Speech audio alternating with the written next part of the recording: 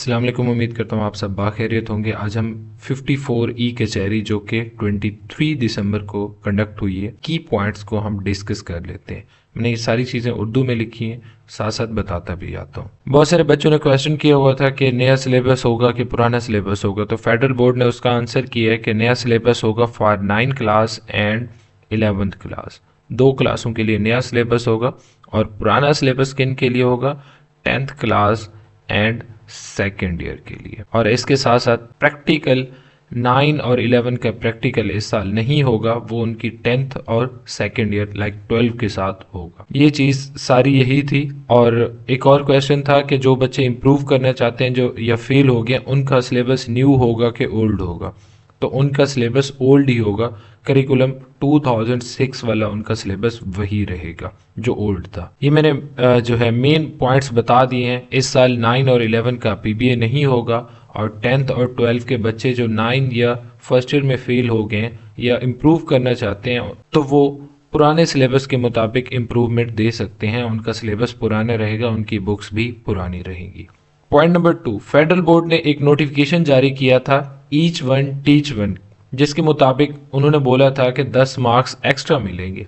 बच्चों ने क्वेश्चन किया हुआ था कि प्रोसेस क्या है। उसके लिए प्रोसेस ये है कि national commission for human development एक डिपार्टमेंट है, उनसे सर्टिफिकेट लेना है कि आपने आपने किसी बंदे को जो है पढ़ना लिखना सिखा दिए। उसके बाद आपको फेडरल बोर्ड की तरफ से 10 मार्क्स का सर्टिफिकेट जारी किया जाएगा। अब ये उन्होंने एग्जैक्ट नहीं बताया कि सर्टिफिकेट के बाद 10 नंबर ऐड होंगे या सिर्फ वो सर्टिफिकेट ही रहेगा। अगर इस प्रोसेस को कोई बच्चे मजीद प्रोसीड करना चाहते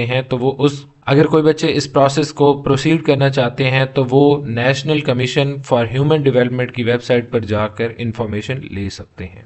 तीसरा क्वेश्चन जो बच्चों की तरफ से आया कि पासिंग मार्क्स जो है 40 होंगे कि 33 होंगे, तो फेडरल बोर्ड ने बताया कि 40 होंगे कि 33 होंगे। इस पे कोई डिसीजन अभी तक नहीं हो सका।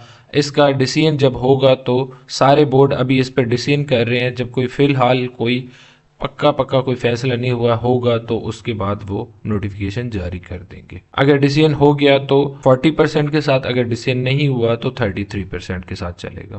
फोर्थ क्वेश्चन जो बच्चों की तरफ से आया कि मैट्रिक और इंटरमीडिएट के सर्टिफिकेट कब तक आएंगे जिन्होंने सेकेंड एनुअल दिया है, तो उनके जो सर्टिफिकेट हैं वो जनवरी तक आ जाएंगे। अगर कोई अर्जेंट लेना चाहता है या फ़ौरन लेना चाहता है तो वो फेडरल बोर्ड के ऑफिस जाकर फीस जमा कराए और उसको 10 मिनट बाद उसका सर्टिफिकेट मिल जाएगा। फिफ्थ क्वेश्चन बच्चों की तरफ से था कि मॉडल पेपर प्रोवाइड कर दिए जाएं, तो फेडरल बोर्ड ने बताया कि नए और पुराने निसाब के मुताबिक फेडरल बोर्ड की वेबसाइट पर मॉडल पेपर अवेलेबल हैं, आप जाकर चेक कर सकते हैं। इसके अलावा एक और इम्पॉर्टेंट चीज़ जो मैं खुद बताना चाहता हूँ कि फेडरल बोर्ड की वेबसाइट पर जो है टॉपर बच्चों के पेपर मौजूद हैं, आप वो देखें उन्होंने कैसे अटेम्प्ट किया, वे ऑफ अटेम्प्ट सीख लें आप लोग।